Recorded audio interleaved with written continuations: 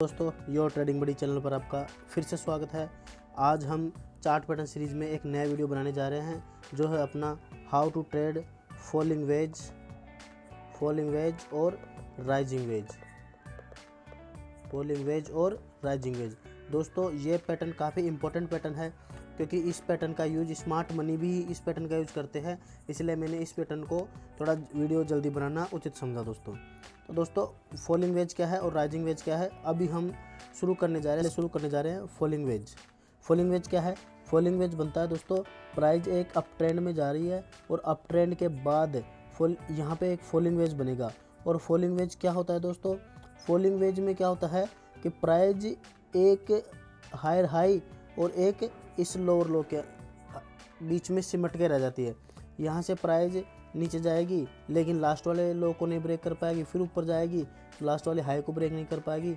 और यहाँ पे जो ये हायर हाई और लोअर लो बन रहे थे, इसके अंदर ही प्राइस सिमट के रह जाती है। ना किसी लो को ब्रेक कर पाती है प्राइस, ना किसी हाई को ब्रेक कर पाती है। और जो प्राइस में जो ये लोज और ये हाई बनते हैं, इन दोनों के आपस के डिस्टेंस भी दोस्तों कम होती जाती है, और यहाँ पर एक ये फॉलिंग वेज का बनता है दोस्तों। तो दोस्तों, फॉलिंग वेज को ट्रेड किस प्रकार से करते हैं दोस्तों, सबसे पहली और इम्पोर्टेंट कंडीशन ये है कि फॉलिंग वेज का कभी भी आप ब्रेक डाउन ट्रेड मत करना दोस्तों। अगर फॉलिंग वेज का ब्रेक डाउन ट्रेड करोगे तो ये आपको लॉस ही दे के जाएगा, ये आपको प्रॉफिट कभी भी नहीं देगा दोस्तों। तो फॉलिंग वेज को ट्रेड करने का सिर्फ और सिर्फ एक तरीका है दोस्तों, याद रखना, फॉलिंग वेज हमेशा अप ट्रेंड में ही जाएगा। अगर ये फॉलिंग वेज रिवर्सल करेगा तो भी अप ट्रेंड में रिवर्सल करेगा, और अगर कंटिन्यूएशन के रूप में काम होगा तो भी अप ट्रेंड के रूप में ही यूज होगा दोस्तों। तो फॉलिंग वेज का हमें एक कंसेप्ट समझ में आ गया दोस्तों, कि फॉलिंग वेज को हमेशा ट्रेड करना है एज ए अप ट्रेंड के रूप में, ना कि डाउन ट्रेंड के रूप में। तो फॉलिंग वेज का कभी भी हमको इसका ब्रेक डाउन ट्रेड करना ही नहीं है, ब्रेक डाउन कभी भी ट्रेड नहीं करना, क्योंकि दोस्तों ब्रेक डाउन इसका ट्रेड हो ही नहीं पाएगा आपसे। अगर करोगे आप ज़बरदस्ती तो दोस्तों ये आपको केवल लॉस ही देके जाएगा। तो फॉलिंग वेज जब बनेगा तो प्राइस के जो ये लो और हाई है, इनके बीच की डिस्टेंस कम होती जाएगी। हमेशा ब्रेकआउट ही ट्रेड करना है, और इसका ब्रेकआउट ट्रेड करोगे तो आपको एक अच्छा खासा प्रॉफिट देखने को मिलेगा। तो दोस्तों, इसके ब्रेकआउट में कब ट्रेड करना है वो देखते हैं दोस्तों। तो ये प्राइस अप ट्रेंड में चल रहा है, और यहाँ से काफ़ी ऊपर प्राइस आने के बाद ही फॉलिंग वेज बनेगा। फिर यहाँ से एक फॉलिंग वेज बनना शुरू होता है। जो फॉलिंग वेज क्या होता है दोस्तों, अपने लास्ट स्विंग हाई और उसके अंदर ही सिमट के रह जाता है, और यहाँ से धीरे धीरे फॉलिंग वेज बनना शुरू होगा। जब ये फॉलिंग वेज बनेगा दोस्तों, तो आपको नोटिस एक चीज़ करनी है कि जो इसके लोअर ये लो है और ये जो इसके हाई है, इनके बीच की डिस्टेंस भी धीरे धीरे कम होती जाएगी। और जब ये ब्रेकआउट करेगा दोस्तों, काफ़ी बार आपको ब्रेकआउट दिखाएगा और उसमें ट्रैप भी करेगा। तो अपने को इसमें कब एंटर करना है, जब ये ब्रेकआउट करेगा तो जो इसका लास्ट स्विंग हाई है, जब तक ही इसका लास्ट स्विंग हाई ब्रेकआउट नहीं होगा, जब तक हम इसमें एंटर नहीं करेंगे। और दोस्तों 99% पॉसिबिलिटी है कि जब इसका हाई ब्रेकआउट हो जाएगा तो यहाँ पे मार्केट एक कैंडल या दो कैंडल या फिर थोड़ा बहुत कंसोलिडेशन करेगा, कुछ न कुछ इस लेवल पर थोड़ा सा तो हमको रेस्पेक्ट दिखाएगा। और जब इसके हाई के पास थोड़ा सा रेस्पेक्ट दिखाएगा तो हम इसमें एंटर करेंगे, और उस कंसोलिडेशन रेंज का लो हमारा एसएल होगा, ये हमारी एंट्री पॉइंट होगा, और हमारा टारगेट होगा लास्ट स्विंग हाई तक का। फर्स्ट टारगेट यही होगा दोस्तों। इसके बाद जहाँ तक प्राइस जाता है हम अपना एसएल ट्रेल कर सकते हैं दोस्तों। उसके बाद दोस्तों ये है कंटिन्यूएशन पैटर्न। अगर इसके बाद और कहाँ बन सकता है फॉलिंग वेज, तो वो दिखाता हूँ दोस्तों आपको। जैसे कि प्राइस एक डाउन ट्रेंड में जा रहा था, प्राइस यहाँ से किसी डाउन ट्रेंड में जा रहा है, और यहाँ पे अब बनता है फॉलिंग वेज। फॉलिंग वेज शुरू कब होगा, इसका जो हायर हाई है और लोअर लो है, इसके अंदर ही सिमट के रह जाएगा दोस्तों। यहाँ से जब फॉलिंग वेज बनना शुरू होगा तो इसी के अंदर सिमट के रह जाएगा, ना तो इसका लास्ट स्विंग हाई टूट पाएगा, ना इसका लास्ट स्विंग लो टूट पाएगा। और इसका भी दोस्तों कभी भी आपको ब्रेक डाउन ट्रेड करना ही नहीं दोस्तों। दोस्तों फर्स्ट कंडीशन यही है कि फॉलिंग वेज का आपको ब्रेकडाउन ट्रेड करना ही नहीं है, आपको ब्रेकडाउन ट्रेड करना ही नहीं है।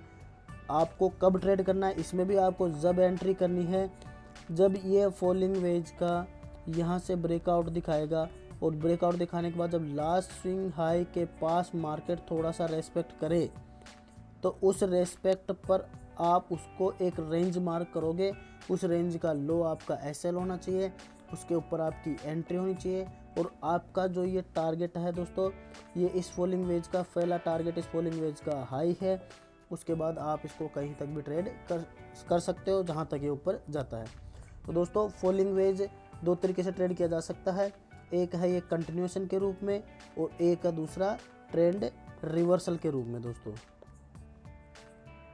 उसी प्रकार से दोस्तों राइजिंग वेज क्या होता है, राइजिंग वेज एक तो आप इसको कंटिन्यूएशन के तरह ट्रेड कर सकते हो।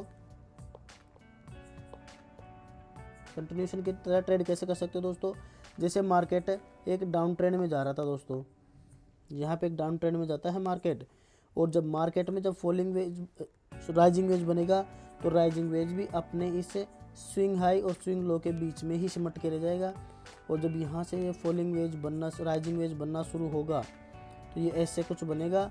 इसके बाद इसमें दोस्तों आपको इम्पोर्टेंट चीज़ ध्यान रखनी ये है कि इसका कभी भी ब्रेकआउट ट्रेड नहीं करना, राइजिंग वेज का कभी भी ब्रेकआउट ट्रेड नहीं करना।